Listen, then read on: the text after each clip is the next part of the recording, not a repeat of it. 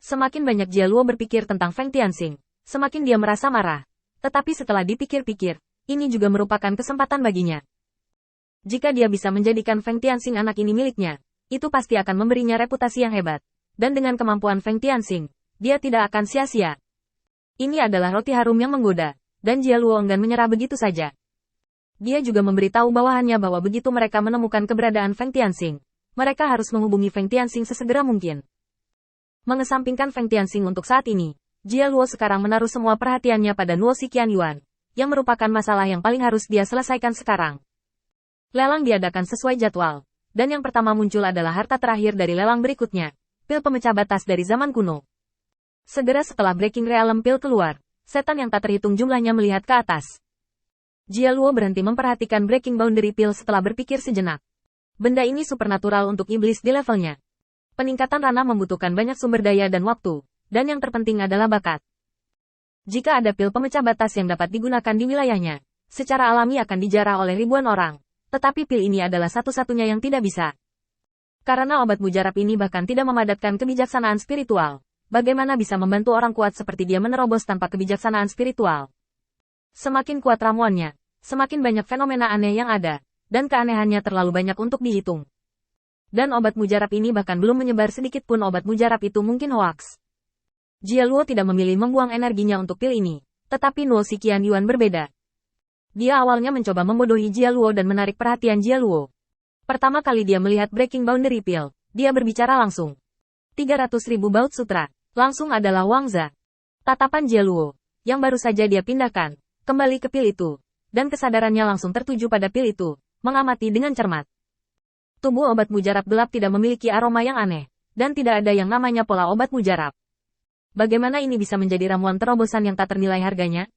Melihat sekilas, efek dari Breaking Realm Pill ini sangat lemah, dan dia bahkan tidak bisa mencium baunya sedikit pun. Itu mungkin tidak dapat menembus jika diambil oleh iblis yang lengkap. Siapa yang mau ini? Dia juga menawarkan harga tinggi 300.000 baut sutra. Mungkinkah memang ada misteri di dalamnya? Meski curiga di hatinya, Jia Luo tidak terburu-buru untuk bergerak, melainkan mengirimkan transmisi suara ke bawahannya untuk membuat mereka mencemooh. Lalu apa asal-muasal ramuan itu? Tidakkah kamu akan memperkenalkannya kepada juru lelang? Juru lelang merenung sejenak, lalu menggelengkan kepalanya.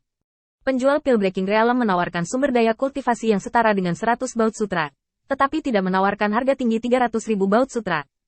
Ini melanggar aturan. Tolong jangan khawatir, menurut aturan pelelangan, pertama-tama izinkan saya memperkenalkan sumber benda ini kepada Anda. Dia diperoleh oleh seorang kultivator biasa ketika dia menjelajahi dunia rahasia. Itu telah diturunkan dalam keluarga selama 3 generasi. Total lebih dari 4.000 tahun sekarang ambil benda ini keluar dengan imbalan sumber daya, dan tidak tahu nilainya. Kami juga telah melakukan serangkaian diskusi secara internal.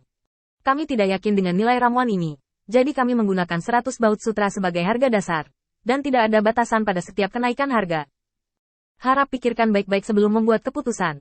Mengikuti kata-kata juru lelang, Jia Luo langsung kehilangan minat pada benda ini.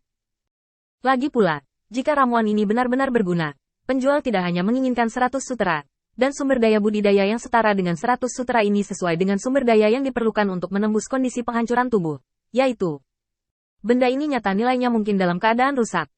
Kemudian bahkan jika barang ini dijual dengan harga tinggi oleh Nuo Xiqian Yuan, tidak ada yang perlu ditakuti. Jia Luo tampaknya yakin akan menang saat ini. Dan Nuo Xiqian Yuan juga melamun, harga benda ini tidak setinggi langit. Dia hanya mengambil harga tinggi untuk menarik perhatiannya hanya untuk membingungkan pandangan Jia Luo. Saya ingin Jia Luo berkonsentrasi pada pelelangan dengan cara ini, dan tidak memikirkan hal lain, terutama untuk tidak mengganggu tindakan Feng Tianxing. Benar-benar tidak perlu baginya untuk menawar harga tinggi 300.000 sutra untuk Breaking Realm Pill, yang harganya 100 sutra, dan tidak perlu dimanfaatkan. Saat penonton terdiam, dengan satu-satunya suara adalah palu juru lelang, bayangan hitam masuk ke pelelangan. Pengunjung datang tepat di depan juru lelang dan membungkuk sedikit. Beri aku tempat duduk, tolong. Juru lelang itu ragu-ragu sejenak, tetapi bangkit dan melangkah ke samping. Lagi pula, pembeli ini adalah pendukung keuangan mereka, jadi dia tidak bisa diprovokasi sesuka hati. Apalagi mereka yang tidak menunjukkan gunungnya dan tidak menunjukkan airnya, belum tentu berarti pemborosan dalam arti yang sebenarnya. Ini adalah aturan lelang yang tak terucapkan untuk menjaga rahasia kekayaan. Begitu dia duduk, sebelum Nuo Xiqian Yuan melihat orang ini, sebuah suara langsung masuk ke telinganya. Jika kamu tidak menaikkan harganya, harta ini akan lolos pelelangan. Begitu kata-kata itu jatuh, Feng Tianxing langsung mengangkat tangannya. 200 baut sutra. Mendengar suara familiar ini, Nuo Xiqianyuan langsung disegarkan, bahkan matanya berbinar. Kapan Feng Tianxing masuk? Dan gaun serta aura ini sama sekali berbeda dari Feng Tianxing sendiri. Kamuflase semacam ini berarti bahwa orang biasa tidak dapat memahami identitasnya sama sekali. Menyelinap secara diam-diam, hanya untuk meyakinkan diri mereka sendiri dan membiarkan diri mereka menembak dengan bebas. Berapa garis bawahnya? Setelah mengangkat tangannya, Nuo Xiqianyuan mengajukan pertanyaan paling kritis. Berapa harga dasarnya? Tidak mungkin dia menawar harga terlalu tinggi, dan dia tidak akan dimanfaatkan. Tetapi karena Feng Tianxing mengatakan bahwa pil ini dapat difoto, maka ambillah.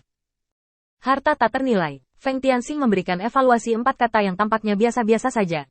Nuo Xiqianyuan menggertakkan giginya secara langsung. Sumber budidaya setara dengan 1000 keping sutra, ditambah hak untuk menggunakan baikuan di keluarga Nuo Xiqianyuan saya sekali. Kenaikan harga Nuo Xiqianyuan langsung membuat mata Jia Luo lurus. Setelah iblis itu datang ke sisi Nuo Xiqianyuan, aura Nuo Xiqianyuan sepertinya telah berubah, dan dia menjadi lebih percaya diri. Setelah merenung sejenak, Jia Luo berbicara langsung. Apakah teman di sana tahu apa yang luar biasa tentang benda ini? Saat dia berbicara, embusan angin menerbangkan penyamaran Feng Tianxing. Sangat disayangkan bahwa di bawah penutup jubah hitam adalah dewa tubuh iblis Feng Tianxing.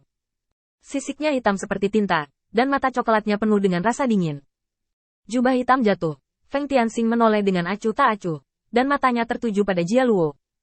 Senior ini sepertinya tidak mengerti aturannya. Melihat bahwa itu bukan Feng Tianxing, Jia Luo menghela nafas lega. Selama bukan Feng Tianxing, dia tidak peduli siapa lagi yang datang. Tinju terkepal. Itu memang agak mendadak tadi, tapi aku bisa memberimu kompensasi atas namaku, Jia Luo.